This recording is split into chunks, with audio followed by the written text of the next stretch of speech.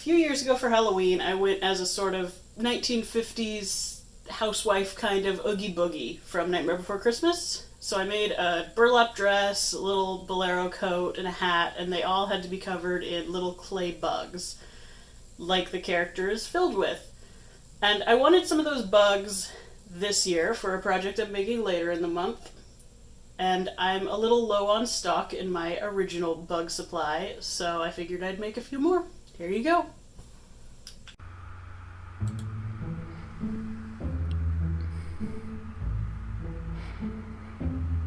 Just got some Sculpey here. I'm going to take a little bit of it and form it into a ball.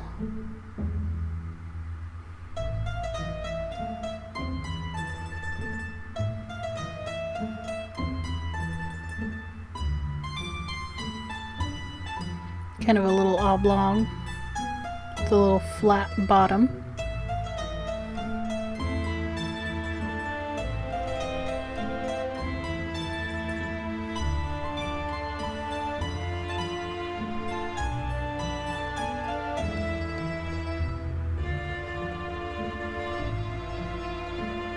And a little bit more clay, 2 tiny little balls for eyes, just stuck right on the front there.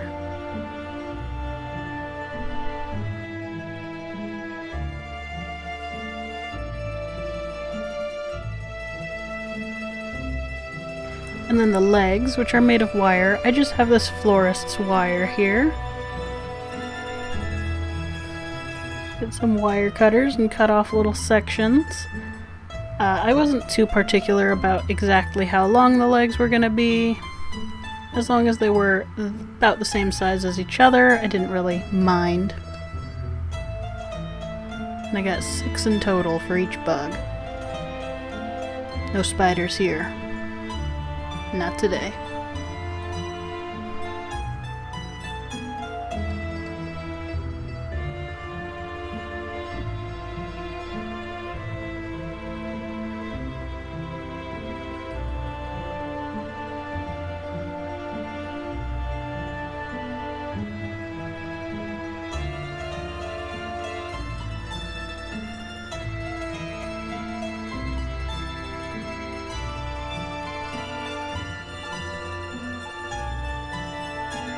Then I just sort of bend them, give them a little foot kind of thing, and a little, I guess a knee.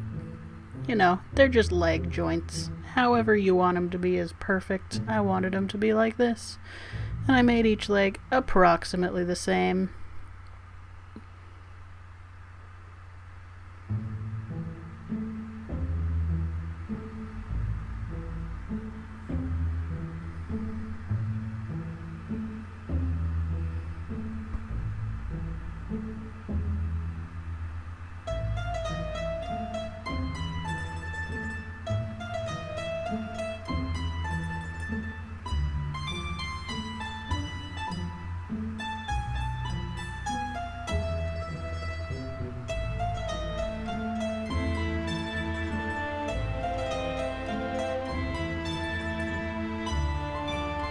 And then you just stick each little leg into the clay before you bake it.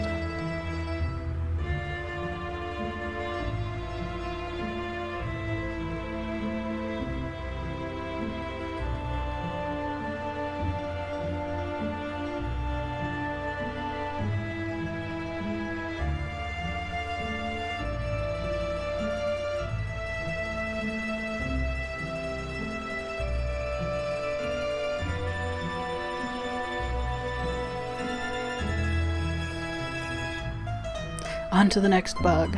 Just another little blob of clay, forming it into a similar sort of shape, and then I'm adding a little separation like a break in the shell for wings to come out of, and some more little eyeballs.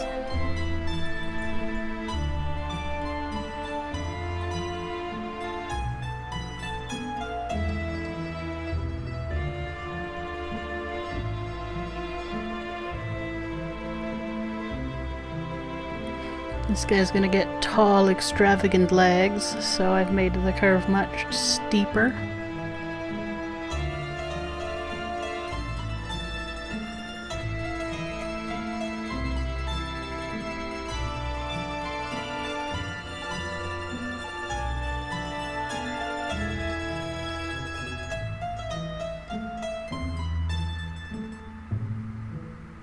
They just do the same. I wasn't too worried about placing them so that he would stand perfectly.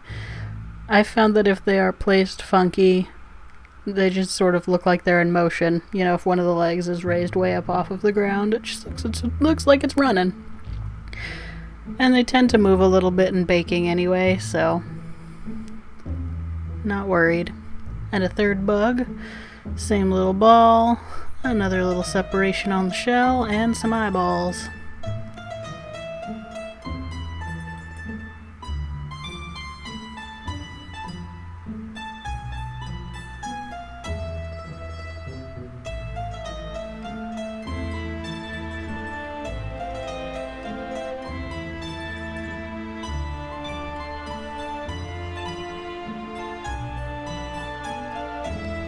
And this guy's also getting little pinchers, so he's just got one short wire that I've folded in half. There we go, and it's gonna get shoved right into his face under his eyes. Looks a little bit like some little pincers, and his legs just go straight out. He's doing a splat.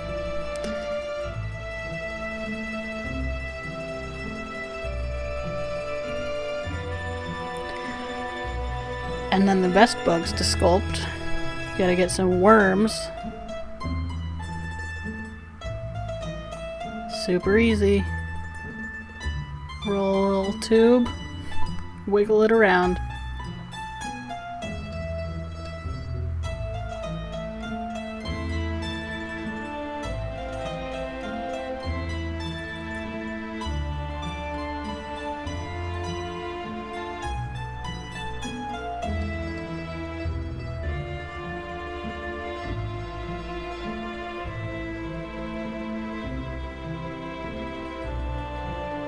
Time to paint. I've got this first little worm going with orange. It's that really thin acrylic I have. It's not very good. I don't know why I keep using it, but either way, I have here.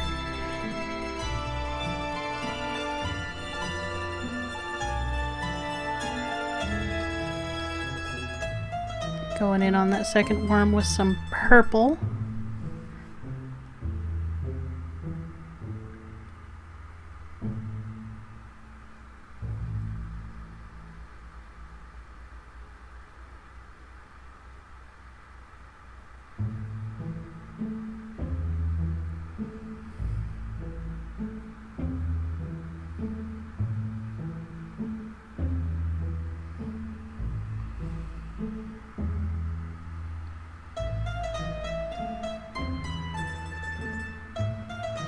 And then I'm impatient, so I have to touch up the parts of the paint that I have touched with my fingers after I put them down.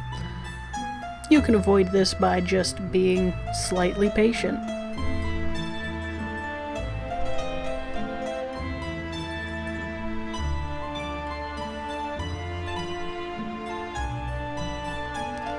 And I paint all their little wire legs black.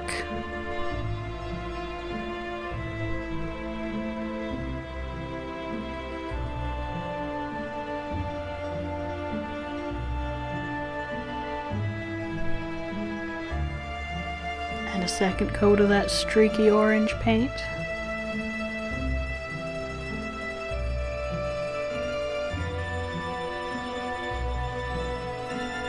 I love this color of green. I think it's called Citron Green, the paint color. It's sitting back in the corner there. I can't quite read it on the screen.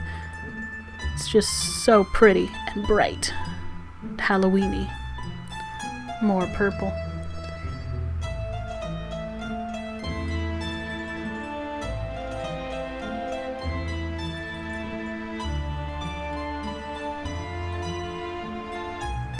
And some orange on this final bug.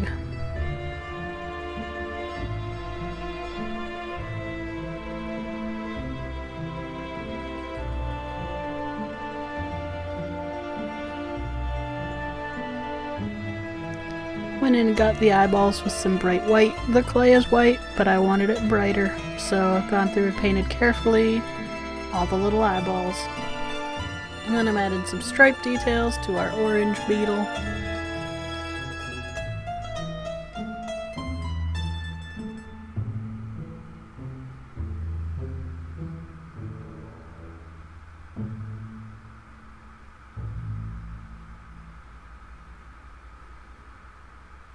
And I painted his little pinchers black after giving him some pupils.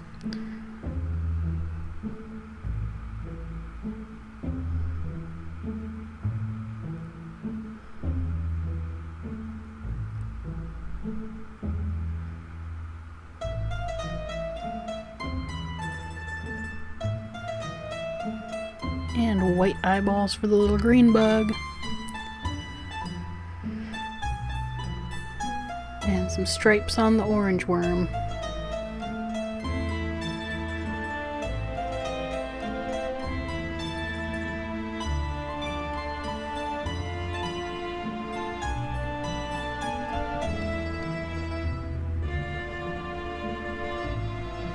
Some little zigzags on the green bug. A little spot on his butt. Legs black. Here are the bugs. Alright, thank you guys for watching. If you want to watch tomorrow's video and all the rest of October's daily videos, hit subscribe for me. And if you want to check out what I did yesterday, the video is right there for you. Alright, thanks. Have a good day.